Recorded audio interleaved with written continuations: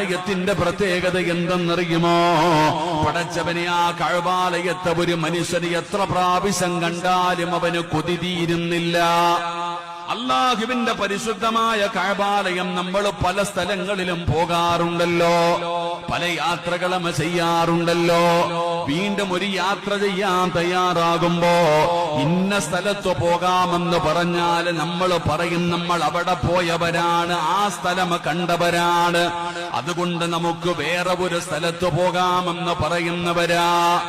എന്നാൽ അല്ലാഹുവിന്റെ പരിശുദ്ധമായ കഅബാലയമുണ്ടല്ലോ, നിന്റെ ജീവിതത്തിൽ നീ 1,00,000 പ്രാവശ്യം കണ്ടാലും നിനക്ക് മതി വരുന്നില്ല. അവിടെ പോകാൻ ആഗ്രഹമില്ല എന്ന് പറയുന്നില്ല.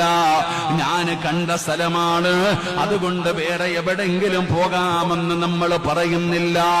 ആ കഅബാലയം കാണാൻ വല്ലാത്ത ആഗ്രഹമാണ്, ആ കഅബാലയത്തിനോട് വല്ലാത്ത സ്നേഹമാണ്.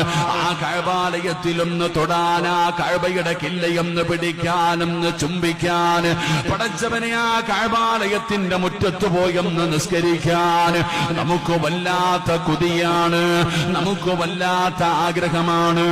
എത്ര കണ്ടാലും മതി വരുന്നില്ലടോ. അവസാനം ആ കഅബാലയത്തിന്റെ മുറ്റത്ത് നിന്ന് സലാം പറഞ്ഞ് വിടവാങ്ങൽ തവാഫ് കഴിഞ്ഞ് അവസാനം